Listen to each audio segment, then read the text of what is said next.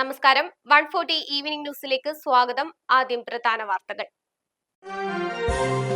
Doctor Vandana Das കൊലക്കേസ് പ്രതി സന്ദീപിന് ജീവപര്യന്തം തടവും 1 ലക്ഷം രൂപ പിഴയും വിധിച്ചു. കൊല്ലം അഡീഷണൽ സെക്ഷൻ കോടതിയാണ് ഈ നിർണായക വിധി പുറപ്പെടുവിച്ചത്.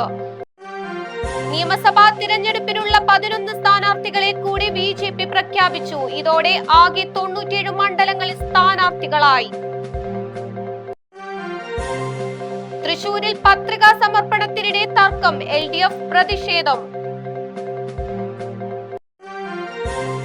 കാസർഗോഡ് BLO പുഴയിൽ ചാടി ആത്മഹത്യ ചെയ്തു. ജോലി സമ്മർദ്ദമെന്ന് പരാതി.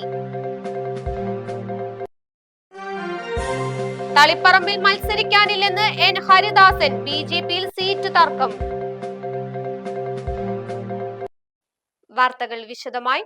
ആശുപത്രിയിലെ ഡ്യൂട്ടിക്കിടെ ഡോക്ടർ വന്ദനദാസ് കൊല്ലപ്പെട്ട കേസിൽ പ്രതി സന്ദീപിന് ജീവപര്യന്തം ശിക്ഷ.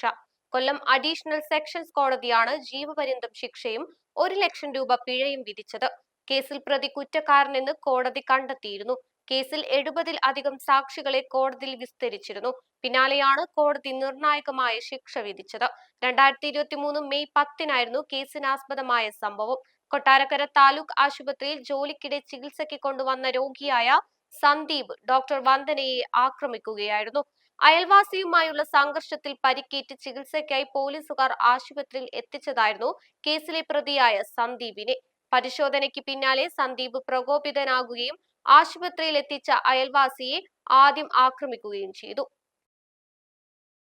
നിയമസഭാ തിരഞ്ഞെടുപ്പിനുള്ള 3ാം സ്ഥാനാർത്ഥി പട്ടിക പുറത്തിറക്കി BJP. 11 സീറ്റുകളിൽ സ്ഥാനാർത്ഥികളെ പ്രഖ്യാപിച്ചു. Peermade V Ratheesh, Puthuppally Ravindranath, വാക്കത്താനം Mavelikkara Ajimon, Adoor Pandalam Prathapan, Chavara KR Rajesh, Chadayamangalam RS Arunraj, Chirayinkeezhu BS Anoop, Thiruvananthapuram Karamana Jayan, Aruvikkara Vivek Gopan, Kovalam TN Suresh, Neyyattinkara Rajasekharan Nair എന്നിവർ മത്സരിക്കും. ഇതോടെ ആകെ 97 മണ്ഡലങ്ങളിൽ സ്ഥാനാർത്ഥികളായി. കോൺഗ്രസ് വിട്ട BS അനൂപ്, RS അരുൺരാജ് എന്നിവരെയാണ് BJP സ്ഥാനാർത്ഥികളാക്കിയിട്ടുള്ളത്. RJD വിട്ട് ISJDയിൽ ചേർന്ന TN സുരേഷ് കോവളത്ത് മത്സരിക്കും. ഇടത് സ്ഥാനാർത്ഥിയാകാൻ വേണ്ടിയായിരുന്നു സുരേഷ് RJD വിട്ടത്. നിയമസഭാ തിരഞ്ഞെടുപ്പിനുള്ള നാമനിർദ്ദേശ പത്രിക സമർപ്പണത്തിനിടെ തൃശൂരിൽ തർക്കം. തൃശൂർ നിയമസഭാ മണ്ഡലത്തിൽ LDF സ്ഥാനാർത്ഥിയുടെ കൂടെയുണ്ടായിരുന്നവരാണ് വരണാധികാരികൾക്ക് മുന്നിൽ തർക്കമുന്നയിച്ചത്.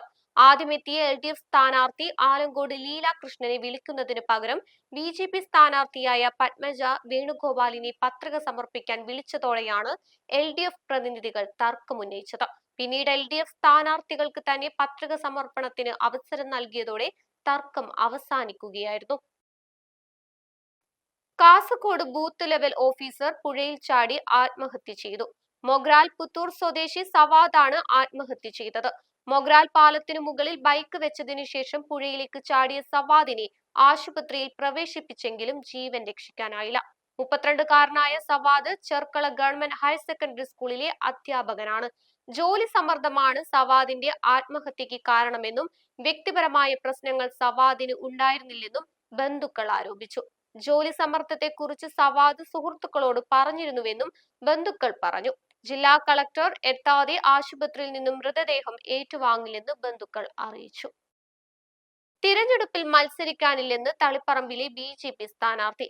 BJP മുൻ കണ്ണൂർ ജില്ലാ പ്രസിഡന്റ് N ഹരിദാസനാണ് സ്ഥാനാർത്ഥി നിർണയത്തിൽ അതൃപ്തി പ്രകടിപ്പിച്ചത്. ധർമ്മടം മണ്ഡലം വേണമെന്നാണ് ഹരിദാസിന്റെ ആവശ്യം. കഴിഞ്ഞ 7 മാസമായി ധർമ്മടം കേന്ദ്രീകരിച്ചായിരുന്നു ഹരിദാസിന്റെ പ്രവർത്തനം. എന്നാൽ പട്ടിക പുറത്തു വന്നപ്പോൾ തളിപ്പറമ്പാണ് ലഭിച്ചത്. ഇതോടെയാണ് ഹരിദാസിൻ നേതൃത്വത്തിൽ അതൃപ്തി അറിയിച്ചത്. ഹരിദാസിനെ അനുനയിപ്പിക്കാൻ RSS ശ്രമം നടത്തുകയാണ്.